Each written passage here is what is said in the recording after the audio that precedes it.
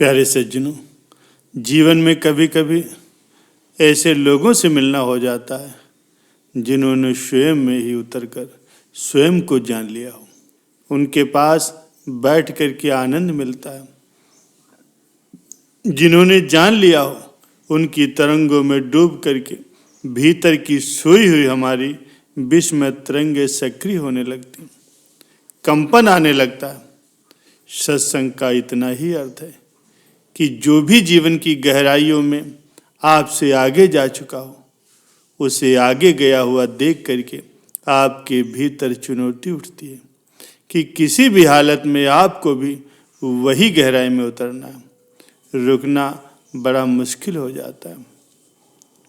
प्यारे सज्जनों, सत्संग का अर्थ हमारे मार्गदर्शक के वचन सुनने से उतना नहीं है जितना कि उसकी गहराई की मौजूदगी के एहसास से, जितना मार्गदर्शक की सकारात्मक ऊर्जा को अपने भीतर आने देने से, जितना मार्गदर्शक के साथ एक लय में लय हो जाने से। मार्गदर्शक एक विशिष्ट तरंग में जी रहा होता है और आप भी जब उस मार्गदर्शक के पास होते हो तब उसकी तरंगें आपके भीतर भी वैसी ही तरंगों को पैदा करती हैं। प्यारे सज्जनों, एक समय की बात है जब स्वामी विवेकानंद जी अमेरिका जाने से पहले और संसार प्रसिद्ध से पहले जयपुर के महाराज के महल में ठहरे हुए थे। स्वामी विवेकानंद जी के और स्वामी रामकृष्ण जी के वे महाराज एक महान भक्त थे। जैसे ही स्वामी विवेकानंद जी उनके महल में ठहरने के लिए आए तो महाराज जी ने इसी बात पर बड़ा उत्सव आयोजित कर दिया। इस महत्वपूर्ण बेला को यादगार बनाने के लिए महाराज ने स्वागत उत्सव पर नाचने और गाने के लिए वैश्याओं को भी बुला लिया। उस समय जैसा कि राजाओं और महाराजाओं के यहाँ चलन हुआ करता था, उनकी अपने ढंग के मन हुआ करते थे, लेकिन कुछ क्षण के बाद वो बिल्कुल भूल ही गया कि नाचने गाने वाली वैश्याओं को लेकर के सन्यासी का स्वागत करना ठीक नहीं। महाराजा की वो मजबूरी थी कि वो और कोई ढंग जानता ही नहीं था। उसने हमेशा से यही किया था कि जब भी किसी का स्वागत करना होता तो शराब, नाच गाना, यही सब चलता था। ऐसा लगता है कि स्वामी विवेकानंद जी निश्चित ही उस समय उतने परिपक्व नहीं थे। वे अब तक पूरे सन्यासी भी नहीं हुए थे। यदि वे पूरे सन्यासी होते तो फिर कोई समस्या नहीं थी, लेकिन वे अभी भी तटस्थ नहीं थे। वे अब तक गहरे नहीं उतरे थे। निश्चित ही वे युवा थे और बहुत ही दमनात्मक व्यक्ति थे। अपनी काम वासना और हर चीज को दबा रहे थे। जब उन्होंने वैश्याओं को देखा तो बस उन्होंने अपना कमरा झट से बंद कर लिया और बाहर आने से मना कर दिया। महाराज भी आए और उनसे प्रार्थना की, लेकिन विवेकानंद जी ने क्षमा मांग ली। महाराज विवेकानंद के पास हाथ जोड़कर गए और बोले, स्वामी जी, हम जानते ही नहीं थे। हमने इससे पहले किसी सन्यासी के लिए उत्सव का आयोजन ही नहीं किया था। हम हमेशा राजाओं का ही आतिथ्य सत्कार करते आए, इसलिए हमें यही ढंग मालूम था। राजा बहुत ही निराश भरे शब्दों में बोला, स्वामी जी, हमें बहुत अफसोस है, पर अब तो ये बहुत अपमानजनक बात हो जाएगी, क्योंकि ये इस देश की सबसे बड़ी वेश्या है और बहुत महंगी भी है। हमने इस कार्यक्रम में आने के लिए इसको रुपया दिया। उसे यहाँ से हटने को और चले जाने को कहना तो उसके लिए अपमानजनक होगा। और विनम्र भाव में आकर के महाराज ने कहा, स्वामी जी, अगर आप बाहर नहीं आते तो वो बहुत ज़्यादा चोट महसूस करेगी, इसलिए कृपा करके बाहर जरूर आइए। लेकिन स्वामी विवेकानंद जी भयभीत थे, इसीलिए क्योंकि वो पक्के सन्यासी नहीं थे और निंदा की वजह से वे बहुत क्रोध में थे, लेकिन बोले कुछ नहीं, चुप ही रहे।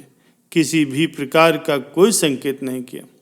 वैश्या भी पूर्ण उत्साह में थी कि वो एक संत से मिलने जा रही, लेकिन जब उसकी आंखें उस संत को नहीं देख पाईं तो फिर वैश्या ने गाना शुरू किया। विवेकानंद जी की आए बिना ही और उसने कभी बचपन में सीख रखा था वही गीत गाया, एक सन्यासी का गीत जो बड़ा ही अद्भुत था। गीत बहुत ही सुंदर था।